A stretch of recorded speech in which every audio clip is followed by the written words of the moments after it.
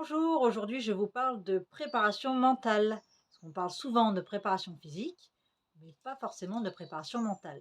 Parce que souvent, il y en a qui pensent que c'est réservé aux sportifs de haut niveau, aux pilotes de chasse. Eh ben non, ça concerne tout le monde, que ce soit les jeunes adolescents, jeunes adultes, adultes, tout le monde est concerné.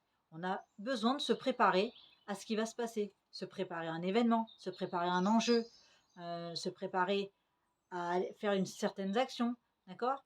On a besoin de challenger notre esprit, de le préparer, d'accord, à ce qui va se passer. Et souvent on l'oublie, c'est pour ça qu'après, ou on subit ce qui se passe, ou il y a des conséquences au niveau des émotions, au niveau du vécu, qui ne sont pas forcément positives. Voilà pourquoi il faut souvent se préparer, anticiper, d'accord, ce qu'on va vivre. Alors c'est pas forcément ça concerne pas toutes les thématiques, d'accord?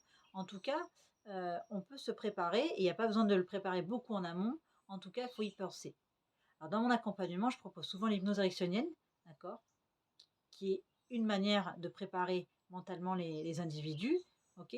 Par, des protocoles de futurisation, des protocoles de, projection, d'imagerie mentale, OK?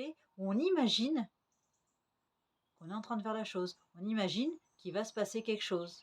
On se voit déjà d'une telle manière. D'accord?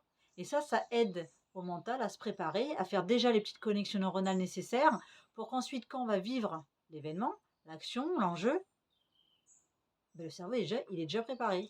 Il est prévenu, en fait. C'est comme en physique, hein. On fait de la préparation physique, pourquoi? Pour justement préparer le corps à subir un effort, souvent intense, ou à subir, peut-être, je ne sais pas, certains gestes techniques, d'accord? Donc on prépare le mental de la même manière.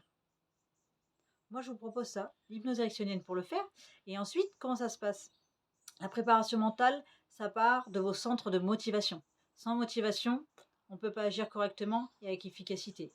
Donc, hop, on détermine vos centres d'intérêt, de motivation, vos centres motivationnels. On établit des objectifs, court, moyen, long terme, forcément. Et ensuite, on y va.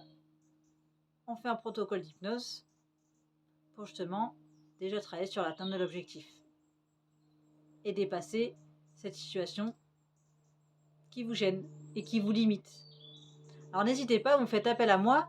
Je travaille avec les entreprises pour ça, les sportifs, les particuliers. Alors n'hésitez pas, appelez-moi tout de suite pour qu'on se prépare mentalement ensemble. Allez, ciao ciao!